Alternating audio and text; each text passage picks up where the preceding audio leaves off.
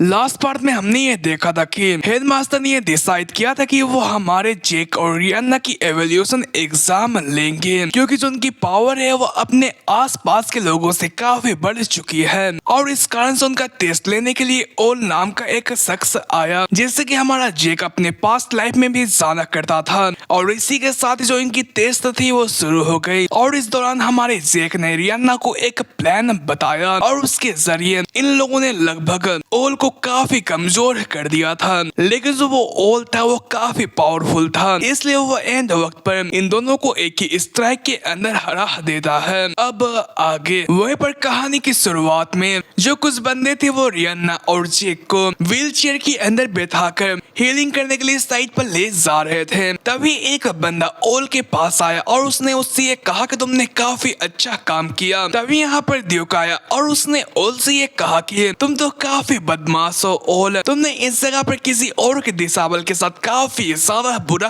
किया है। वहीं पर उसे देखकर जो दोनों बंदे होते हैं वो ओल को ग्रीटिंग्स पेश करते हैं। तभी ड्यूक उसके पास जाकर उससे ये पूछे कि आखिर जो मेरा डिसेबल है वो कैसा है। इस पर ओल सोच में गुम हो गया और उसने अपने मन के अंदर ये कहा कि जो जेक ट्रैकर है वो काफी ज्यादा अमेजिंग है। जब वो मेरे ऊपर अटैक कर रहा था तो वो इजीली मेरे ऊपर अटैक कर सकता था, लेकिन उसने जानबूझकर अपने स्ट्राइक को हटाया और अपने गार्ड को डाउन करा, जिसके जरिए वो मेरे हाथों हारा गया। मेरे ख्याल से मुझे ये लगता है कि उसका असल मकसद जीतना नहीं था, बल्कि इस एग्जाम के अंदर एडवांस करना था। उसने यहाँ तक अपनी एबिलिटी को इतना ही शो कराया जितना कि उसे इसके बारे में लगता था कि उसे शो कराना चाहिए। वह पर उसने ये सब सोचकर ड्यूक को ये बताया कि जो देख है वो मेरे कैपेसिटी से काफी ज्यादा ऊपर है, इसलिए मैं उसे एवोल्यूट नहीं कर सकता हूँ। इसी के साथ ही सीन शिफ्ट हुआ और हमें एडवांसमेंट मीटिंग का सीन दिखाया गया, जहाँ पर हेडमास्टर और सारे के सारे प्रोफेसर आए हुए थे और वो इस जगह पर रियाना और जेक को एवोल्यूट करने के बारे में बात करते हैं। और इस चीज में किसी को भी नामंजूरी नहीं थी, बल्कि वो इस चीज के लिए मंजूरी थे। इसलिए रियाना और जेक को 3rd ग्रेड और 5th ग्रेड से एडवांस कर दिया गया। और इस चीज के कारण से हमारे जेक ने अपनी जो लाइफ थी वो काफी शांति से अकेडमी के अंदर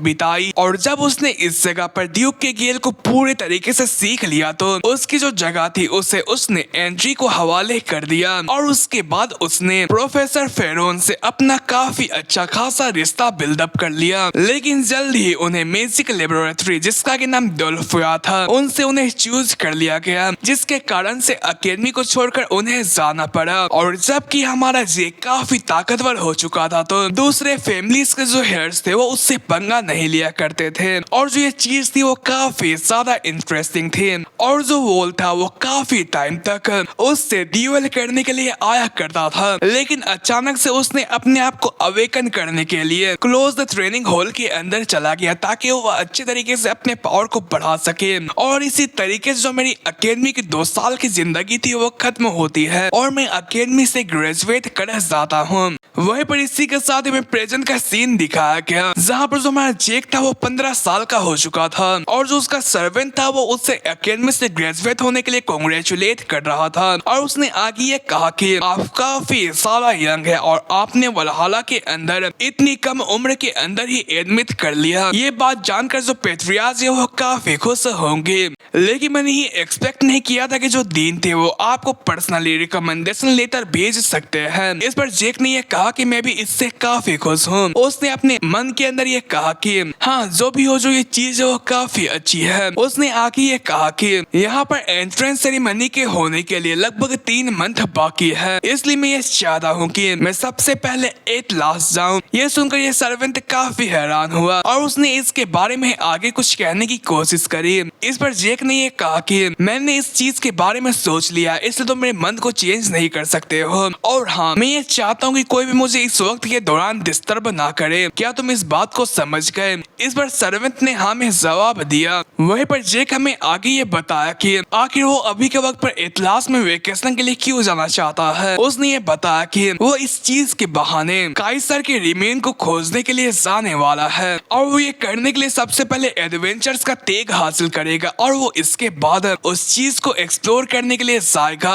लेकिन उसने इसके लिए एक और चीज प्लान कर रखी है जो कि आगे पता चलेगा। तभी इस जगह पर लियाम उससे मुलाकात करने के लिए आता है और वो काफी अच्छे तरीके से उसे ग्रीटिंग्स पेश करता है। इस पर जेक ने उससे ये कहा कि तुम्हें ये सब करने की कोई भी जरूरत नहीं है, तुम आराम से भी मुझसे भेंट कर सकते हो। वहीं पर अपने ली को लियाम से बात करता हुआ देखकर जो सर्वेंट था वो यहाँ पर से चला गया। वहीं पर उसके जाने के बाद लियाम ने जेक से ये पूछा कि क्या आप मुझे ये बता सकते हैं कि आखिर आपने मुझे प्लेटिनम मेंशन के अंदर क्यों बुलाया। इस पर जेक ने ये बताया कि मुझे ये सुनने को आया कि तुम फिलहाल में ही स्पेशल क्लास के अंदर ट्रांसफर्ड हुए हो और तुम्हारे लीग होने के नाते मैं ऐसे ही चुपचाप नहीं बैठ सकता था, इसलिए मैंने तुम्हारे इस अकेडमी के टाइम पीरियड के लिए काफी सारी चीजों को ऑर्गेनाइज कर रखा है। यहाँ पर सेमेस्टर एग्जाम से लेकर एग्जाम क्वेश्चंस, ट्रेनिंग मैनुअल्स और काफी सारे आइटम्स की जो तैयारियां है वो मैंने ऑलरेडी कर दी है। और उसने ये कहकर उसे एक बुक देता हुआ ये कहा कि अगर तुम फाफनिर ब्रेथ के अंदर जाओगे और तुम इन सभी आइटम्स के बुक को उसे दिखाओगे तो वो सारे के सारे रिक्वायर्ड आइटम को तुम्हारे हवाले कर देंगे। और हाँ, तुम्हारे 4th ईयर के अंदर तुम्हें एक स्वर्ड की जरूरत पड़ने वाली है और तुम इस चीज को फाफनिर ब्रेथ को कमीशन कर सकते हो। और रही बात पैसों की तो मैंने वो ऑलरेडी दे रखा है, इसलिए तुम्हें प्राइस के बारे में चिंता करने की कोई भी जरूरत नहीं है। इसलिए मैं ये होप करता हूँ कि तुम इन सभी चीजों के बदले मेरा फॉलो करोगे। वहीं पर यह सुनकर जो लियाम था वो काफी इमोशनल हुआ और उसने फिर से अच्छे तरीके से उसे ग्रीटिंग्स पेश करता हुआ ये कहा कि मैं पक्का इस जगह पर अपने लीग के एक्सपेक्टेशन के ऊपर खड़ा उतरूंगा।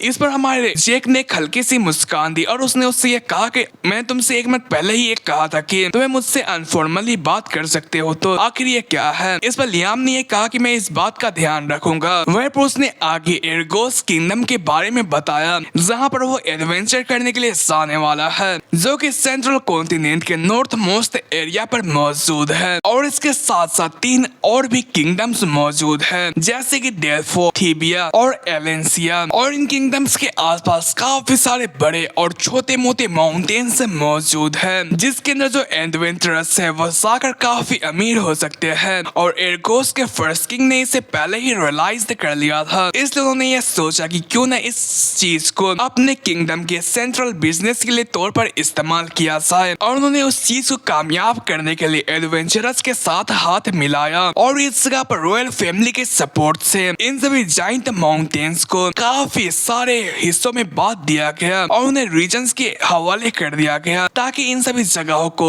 रूट्स का बना दिया जाए, ताकि जो सारे के सारे लोग हैं वो इसका इस्तेमाल करते हुए बिजनेस कर सके और सामान को इधर से उधर पहुंचा सके। वहीं पर इसी के साथ ही में एरगोस के एडवेंचरस गिल्ड का सीन दिखाया गया जहाँ पर एक जेक मुरे नाम का शख्स एडवेंचरस गिल्ड के अंदर अपने नाम को दाखिला करवाता है और वो अपने कागजात को लेकर उनका शुक्रिया अदा कर यहाँ पर से रवाना हो जाता है। और इसी के साथ हमें इस बंदे के बारे में बताया गया जो कि असल में हमारा जेक ड्रैकर ही होता है, जिसने कि अपना निकनेम चेंज करके जेक मुरे रख दिया है। और उसने अपने विग और अपने आई कलर को चेंज करने के लिए मैजिक लेंस का इस्तेमाल कर रखा है ताकि कोई भी उसे पहचान ना सके और जो जेक है वो आसानी से यहाँ पर एडवेंचर कर सके, क्योंकि अगर वो अपने ड्रैकर नाम का इस्तेमाल करता तो उसे काफी सारी चीजों का मुकाबला करना पड़ता। और इसी के साथ ही वो एक बग्गी के अंदर बैठकर ट्रेजर हंट के लिए रवाना हो गया जहाँ पर उसके साथ 3 और भी लोग मौजूद थे। तभी उनमें से एक बंदा हमारे जेक से ये पूछता कि क्या तुम भी एक एडवेंचरस हो, तुम्हें देखकर ऐसा लगा कि तुम काफी नर्वस हो, क्या ये तुम्हारी पहली दफा है कि तुम डंजन जा रहे हो। तभी उनमें से एक और जो बंदा होता है वो जेक के पास आकर उससे ये कहता है कि क्यों तुम हमारे साथ चलो और तुम्हें फिक्र करने की कोई भी जरूरत नहीं है, क्योंकि हम लोग वेटरन से हम लोग काफी दफा हंट करने के लिए जा चुके हैं और अगर तुम हमारे साथ चलते हो तो तुम काफी आसानी से काफी सारे हंट कर सकते हो, वरना तुम काफी बुरे तरीके से वहाँ पर फंसने वाले हो।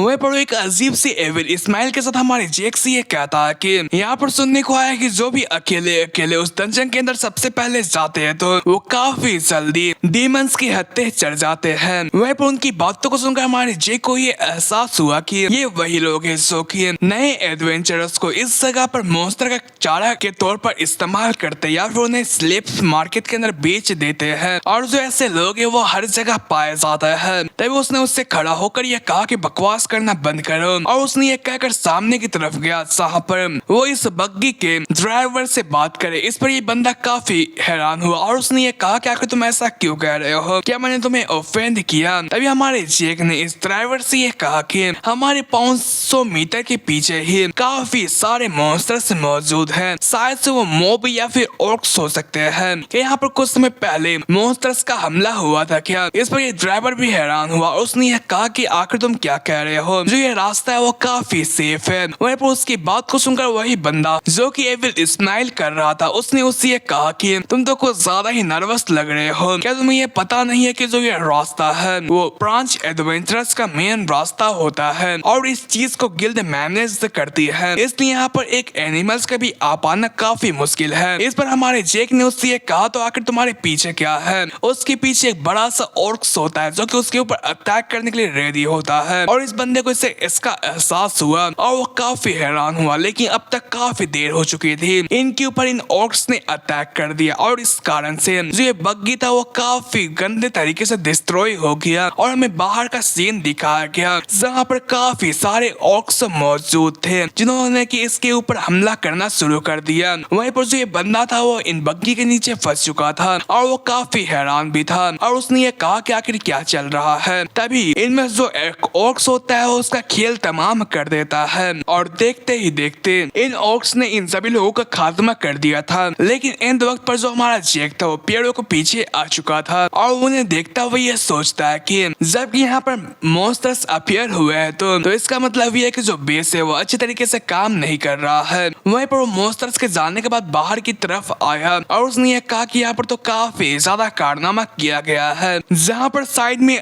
और भी काफी सारे बग्गीज मौजूद होते हैं, और वहाँ पर काफी सारे सोल्जर्स की लाश मौजूद होती है जो कि एयरगोस के सोल्जर्स होती है। वहीं पर ये देख हमारा जेक काफी हैरान हुआ, लेकिन तभी वो और काफी हैरान हुआ क्योंकि इन सभी में से एक सोल्जर के ऊपर एक कट का निशान था जो कि एक इंसान ही कर सकता था, और ये जानकर काफी गुस्सा हुआ। वहीं पर उसने उन सभी लोगों के जख्मों को चेक करते हुए कहा कि इनके जख्मों को देखकर ऐसा लगता है कि उन लोगों ने इन सभी के ऊपर काफी ज्यादा जोर से हिट किया ताकि सभी को ये लगे कि ये मॉन्स्टर्स का कारनामा है। और सबसे ज्यादा हैरान की बात यह है कि यहाँ पर जितने भी सोल्जर्स मौजूद हैं उनके ऊपर सेमी स्ट्राइक लगाया गया है, तो यहाँ पर ये कारनामा एक पर्पल नाइट का हो सकता है, इसलिए मुझे जल्द से जल्द यहाँ पर से निकलना होगा। मुझे पर्पल नाइट का डर नहीं है, बल्कि अगर मैं यहाँ पर थोड़ी देर और रुकता हूँ तो सभी लोग मुझे इसका कारनामा करने वाला समझ लेंगे। वहीं पर इसी के साथ ही वो आगे की तरफ रवाना हो गया जहाँ पर रास्ते में से काफी सारे स्कल्स पेड़ के ऊपर टंगे हुए मिलते हैं जो कि बारबेरियन टेरिटरी की एक मार्क होती है। वहीं पर जेक ने आगे ये बताया कि जो मेरी मिनी मैप है उसने ये शो कराया कि मैं लगभग काइसर के रियून्स तक पहुंच चुका हूँ, लेकिन तभी उसे काफी हैरानगी हुई क्योंकि सामने की तरफ काफी सारे हंटिंग डॉग्स मौजूद होते हैं जो कि एम्पायर के हंटिंग डॉग है, जो कि हमारे जेक को देखकर पेड़ों के पीछे छिप गए थे। वहीं पर वो हंटिंग डॉग्स के बारे में बताता है जिन्हें की जो एम्पायर है वो सीक्रेटली रिक्रूट करती है और उन्हें काफी अच्छे तरीके से असैसिनेशन और ट्रैकिंग टेक्निक्स को सिखाती है। अभी के टाइम पर किसी को भी इन सभी हंटिंग डॉग्स के बारे में पता नहीं है क्योंकि एम्पायर ने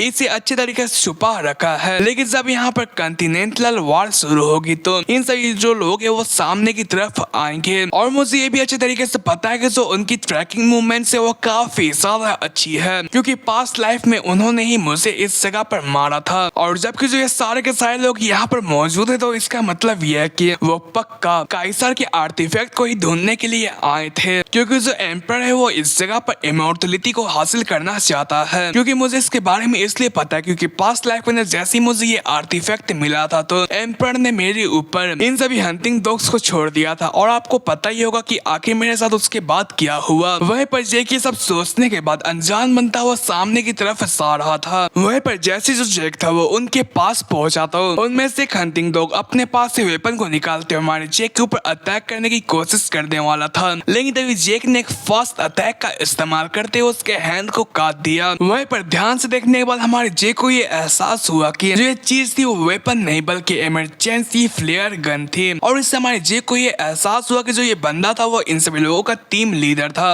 वहीं पर जेक ने इस पर आगे ये कहा कि तो इसका मतलब ये है कि तुम इन लोगों की टीम लीडर हो, लेकिन नियम के हिसाब से यहाँ पर 12 लोग होने चाहिए थे, तो आखिर तुम दिनों यहाँ पर क्या कर रहे हो। तब इनमें से सेकंड जो बंदा होता है वो जेक से ये कहा कि आखिर तुम कौन हो, आखिर तुम्हें किसने भेजा है। वहीं पर उसकी ये कहते के साथ जो हमारा जेक था उसने टीम लीडर के सर को धड़ से अलग कर दिया और उसने उनसे आगे ये कहा कि क्या तुम्हें अभी तक अपने सिचुएशन के बारे में समझ नहीं आया है। यहाँ पर मैं ही वो बंदा हूँ जो कि तुम लोगों से सिर्फ क्वेश्चन पूछ सकता है। और हाँ, यहाँ पर 2 बंदे सवाल के जवाब देने के लिए, अगर इनमें से एक मारा भी साथ आया तो दूसरा मुझे जवाब दे सकता है। वहीं पर ये सुनकर इन दोनों की हालत खराब हो गई। जेक ने आगे ये कहा कि तुम लोगों को कोई भी डिसीजन लेने से पहले अच्छे तरीके से सोचना पड़ेगा। और इसी के साथ जो ये हमारे एपिसोड है वो इस जगह पर एंड होता है। आई होप कि आपको ये पसंद आएगा। और हाँ, मैं ये जानता हूँ जो ये एपिसोड है वो काफी शॉर्ट है, लेकिन मेरी तबीयत आजकल सही नहीं चल रही, इसलिए मैं बहुत कम ही एपिसोड ला पा रहा हूँ। लेकिन टेंशन मत कर, इसका एक और एपिसोड आ